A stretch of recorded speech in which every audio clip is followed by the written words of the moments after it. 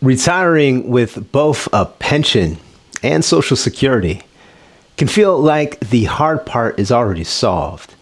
You have two dependable income sources, so the plan may seem to need only a quick confirmation. That confidence can hide the real risk. The pension election, the Social Security date, inflation, taxes, and the income left to a surviving spouse all affect one another. A choice that looks best by itself can weaken the household when the full plan is considered. In today's video, we are going to explain why these benefits must be planned together, what each source is supposed to do, and how to compare the choices before signing a permanent form.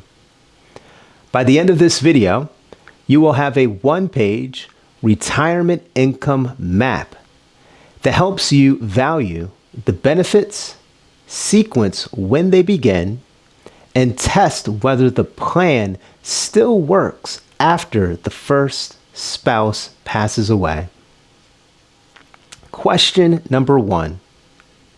Why can two guaranteed income sources still create a planning problem? A pension and Social Security solve an important problem. They can provide income for as long as the benefits continue, but they do not necessarily solve the same problem in the same way. A pension may begin when you retire and remain level for life. Social Security may begin earlier or later, and its monthly amount depends partly on when you claim. The pension may stop at the worker's death or continue to a spouse at a reduced amount. Social Security may leave the surviving spouse with one large payment instead of two payments the household received before. The danger is choosing each benefit in isolation. Someone may select the largest pension check because it improves income today, then claim Social Security early because the household has a temporary gap. Each choice can sound reasonable when viewed alone. Together, they may create less inflation protection later and a much larger income drop after the first death. This is going to be the first lesson. Guaranteed income is valuable, but the value comes from how the benefits work together across time. Before choosing an option, you need to understand what each income source can and cannot do. And so this leads us to question number 2. What does each income source contribute to the plan? The pension is best understood as wealth that arrives as a paycheck instead of an account balance. A monthly benefit can support essential expenses without requiring the retiree to sell investments during every market decline. That stability is valuable, but the benefit may have a weakness. The source tells the story of David, who retired with a $4,200 monthly pension that did not increase. At first, the income felt secure. Years later, the check would still say $4,200, but rising prices would make it buy less. Nothing had gone wrong with the pension. It was simply performing the exact job it was designed to perform, paying the same nominal amount. Social Security can play a different role. Retirement benefits can begin as early as age 62, while delaying can produce a larger monthly payment up to age 70. Social Security benefits may also receive cost of living adjustments, So a larger starting benefit can create a stronger source of income later in retirement. This does not mean everyone should delay. It means the pension should be evaluated for what it provides, while Social Security should be evaluated for what it can add. Once those jobs are clear, the household can decide when each benefit should begin. This leads us to question 3. What are the 3 decisions the plan must coordinate? A useful retirement income plan has 3 jobs. Number 1, value. Number 2, sequence. And number 3, protect. Let's unpack each one. Number 1, value, means understanding the real role of each benefit. How much will it pay? Will the amount change? How long will it continue? What happens when the person receiving it passes away? Number 2, sequence, means deciding when the pension and Social Security should begin, then determining what will cover spending between those dates. The right order depends on the household's expenses, health, available assets, taxes, and need for dependable income. And then lastly, number 3, protect, means testing the plan after the first spouse passes away. The household may lose one Social Security payment, the pension may change, and the surviving spouse may still face many of the same housing and living expenses. Social Security generally pays the eligible survivor the higher applicable benefit rather than both full benefits, while pension survivor payments depend on the plan and the election made at retirement. These are not 3 separate strategies. They are 3 views of the same income system. First, understand the benefits, then arrange them, and finally test whether the arrangement survives the event most likely to expose its weakness. That completes the explanation half of the lesson. This was the first part that we just completed. We now understand the problem, the role of each income source, and the 3 decisions that must be coordinated. Number 1, value. Number 2, sequence. And number 3, protect. The second half of today's lesson will build those decisions into one retirement income map. To make the exercise easy to follow, imagine a couple named David and Karen who are preparing to retire together. Question number 4. How do David and Karen value the benefits they already have? David and Karen begin with the pension form because that is where the permanent choice appears. David's pension offers a larger monthly payment for his life alone and smaller payments if he chooses to continue income to Karen after his death. Before comparing the options, they write down what each one actually promises. They record the monthly amount, whether the benefit rises with inflation, and what Karen would receive if David died first. Then they add David's and Karen's Social Security estimates at several possible claiming ages. The page now shows more than today's income. It shows which benefit is fixed, which may grow before it begins, and which payments may remain for the survivor. This changes the conversation. The largest pension check is no longer automatically the best option because David and Karen can see what must be given up to receive it. A smaller joint and survivor benefit is no longer simply less money because part of the reduction is purchasing continued income for Karen. So here's what I want you to do. If you have that piece of paper and pencil, you should bring it out right now.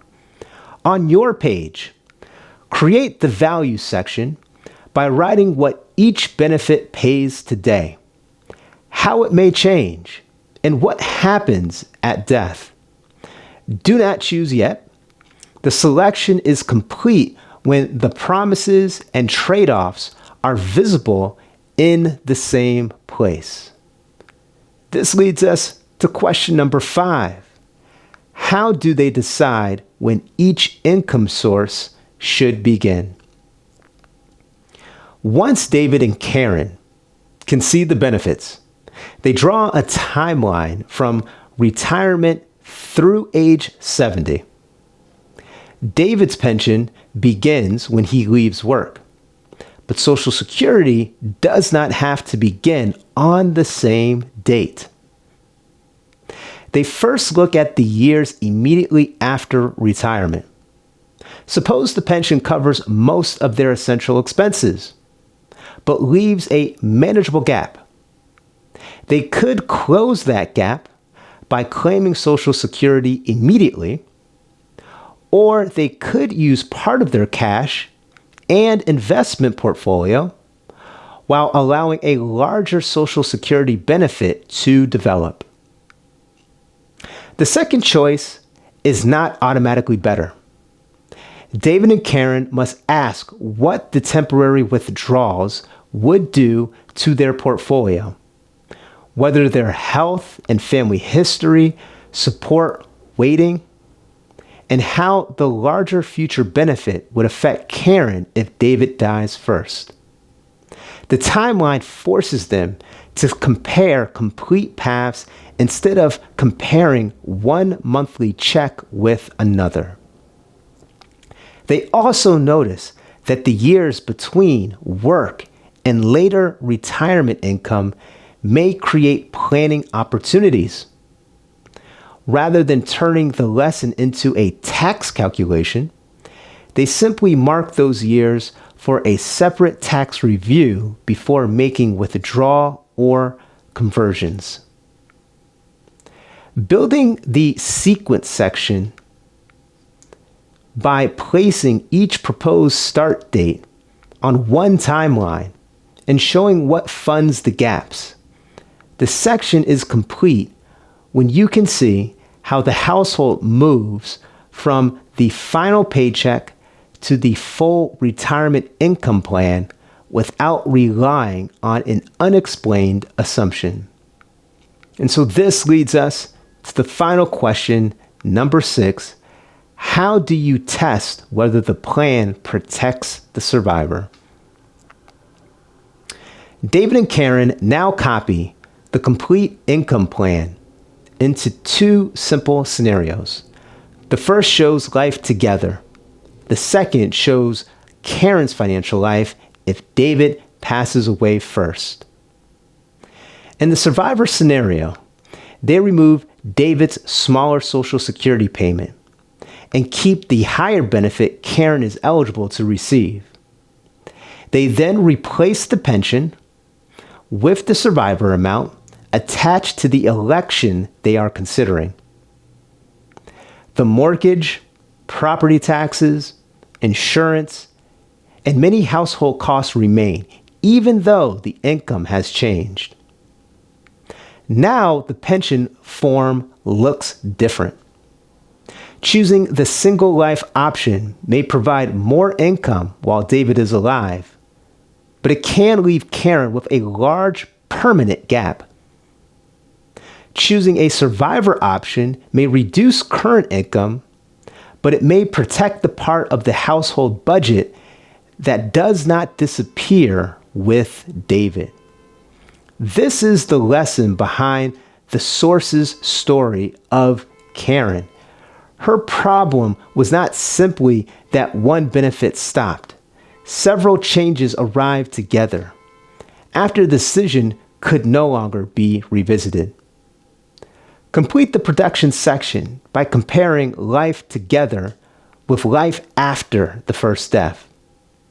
When the survivor's dependable income, essential expenses, and remaining gap are visible, the retirement income map is finished. You can now judge the pension and Social Security choices by what they do for the household, not only by which check is largest today. And so let's dive into the conclusion. I know this was a rather meaty section here today for this video, but you're doing a good job. A pension and Social Security can create a strong retirement foundation, but they do not remove the need for planning. They create a set of connected choices, and some of those choices may be permanent. Begin by first valuing each benefit. Understand the payment, inflation protection, duration, and survivor terms. Then, step 2, sequence the income by deciding when each source begins and what will support the household between those dates.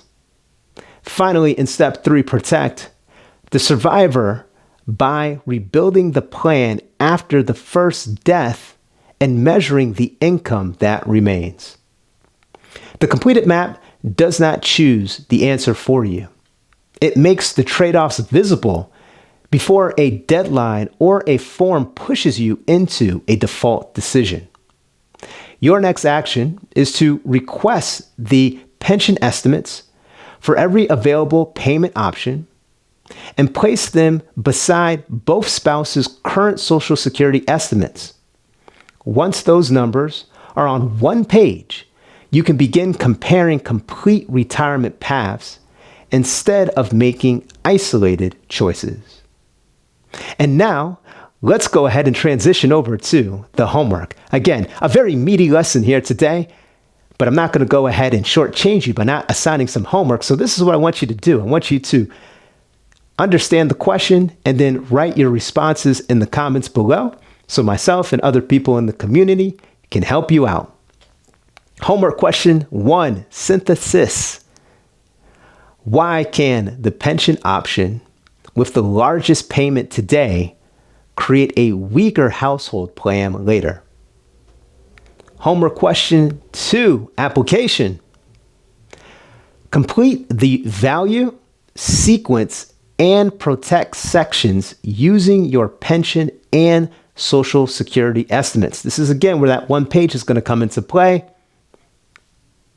Complete that. And then lastly, homework question 3, decision. Which pension term, claiming, assumption, or survivor amount must you verify before choosing an option? And that will complete today's homework. Go ahead and take action. Leave a comment below, and looking forward to speaking with you again soon.